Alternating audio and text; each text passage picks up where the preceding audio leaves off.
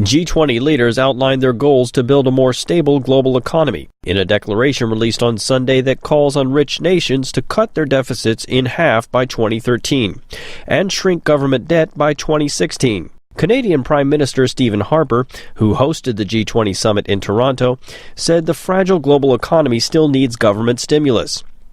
But he noted that nations must move to bring down their budget deficits.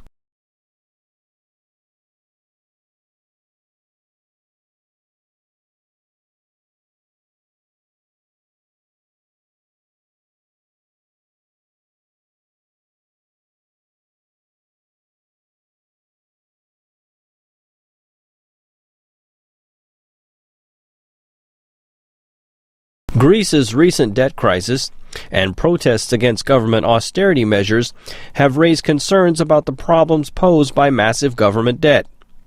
U.S. President Barack Obama has cautioned that any early slowing of government stimulus might bring about a second global recession. The United States is considering more government stimulus spending to boost its own economy and worries that European Union budget cuts could choke off the global recovery.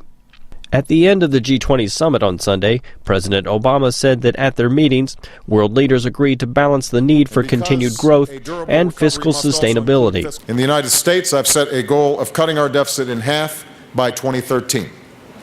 A number of our European partners are making difficult decisions, but we must recognize that our fiscal health tomorrow will rest in no small measure on our ability to create jobs and growth today.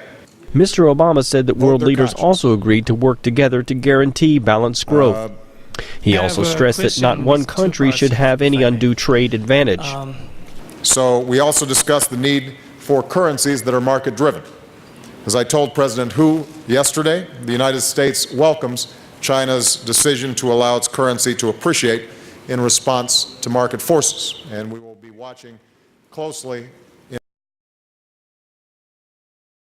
Protesters rallied outside the G20 conference, voicing their opposition to economic globalization and the large amount of money that was spent on the meetings in Toronto.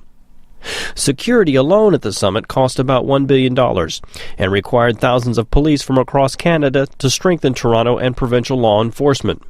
Demonstrations turned violent on Saturday, and by the end of the summit, more than 500 protesters had been arrested. The G20 endorsed the Obama administration's effort to win congressional approval for a sweeping overhaul of the U.S. banking and financial industries. They also backed the European Union's plan for stress tests of major banks to ensure that they can withstand a possible surge in bad debt. G20 leaders will hold their next summit in November in Seoul, South Korea. William Ide, VOA News.